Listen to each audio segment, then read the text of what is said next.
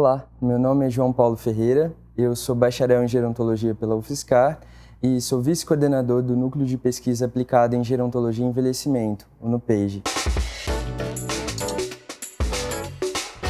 O nosso núcleo de pesquisa ele tem se concentrado recentemente a estudar o processo de envelhecimento populacional no Brasil numa perspectiva atenta aos estados e às unidades de federações no Brasil. Bem, antes de mais nada, é preciso que a gente entenda que esse processo de envelhecimento populacional no país, ele é um processo que engendra diversidades territoriais bastante complexas. O que seria isso em termos práticos?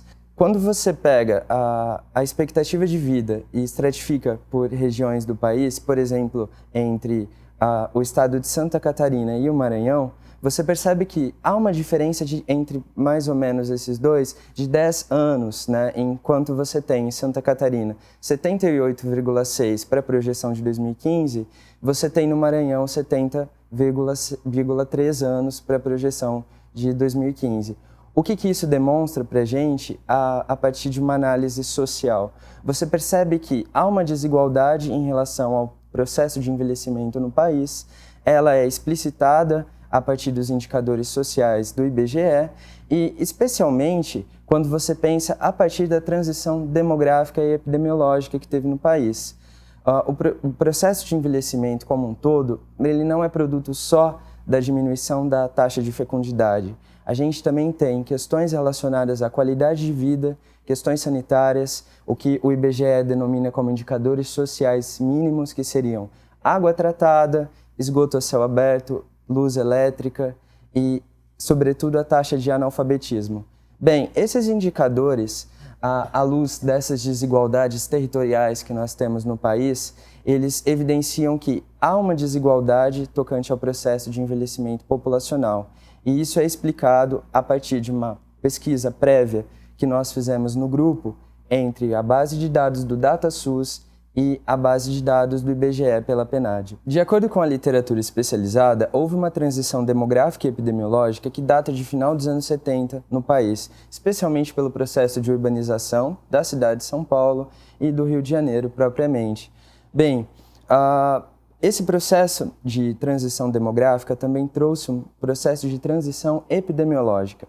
Mas esse processo de transição epidemiológica, a gente percebe a partir de dados, especialmente a partir dessa pesquisa desenvolvida pelo NUPEGE, que se houve um processo de transição epidemiológica no país, esse processo também foi marcado por desigualdades sociais, né? Se a gente fala que nós passamos de uma sociedade em que havia doenças, né, uma prevalência de doenças infecciosas e parasitárias, para um modelo focado nas doenças crônicas, quando você estratifica isso por regiões do país e você percebe que tem unidades de federação, né, estados que possuem carência de rede coletora de esgoto, energia elétrica, água tratada, água potável, você percebe que esse modelo, né, de transição, ele não foi um modelo superado.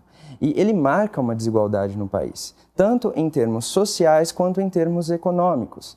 E se você pensa que nós estamos trabalhando com uma perspectiva focada para o envelhecimento e que dentro da categoria velhice, né, do processo de envelhecimento, a gente tem variáveis de raça, cor, gênero, perfil social, perfil educacional, você percebe que o processo de desigualdade ele é ainda maior no nosso país. A pesquisa do NUPEGE, com base de dados no DataSUS e na PNAD, ela demonstrou que as regiões mais ricas do país, elas são mais afeitas a indicadores melhores de velhice, no caso, tratando por longevidade e expectativa de vida, e especialmente em relação a analfabetismo, condições básicas de higiene, renda familiar per capita e especialmente também vinculada ao produto interno bruto da região, né? E o IDH também. Bem, esse estudo feito pelo NUPEGE, ele traz muitos questionamentos para a área do envelhecimento e especialmente para as discussões sobre variáveis em relação às regiões do país. Bem, este estudo e outros, eles estão disponíveis no site do grupo de pesquisa, que é no page.ufscar.br. O nosso núcleo recebe apoio financeiro do Conselho Nacional de Desenvolvimento Científico e Tecnológico, Nós temos um apoio também contínuo com o Instituto de Envelhecimento Populacional da Universidade de Oxford e alguns colaboradores externos, como o professor George Lysian, a professora Ana Amélia Camarano, do Instituto de Pesquisa Econômica e Aplicada, e a professora Gita Green Debert, da Unicamp.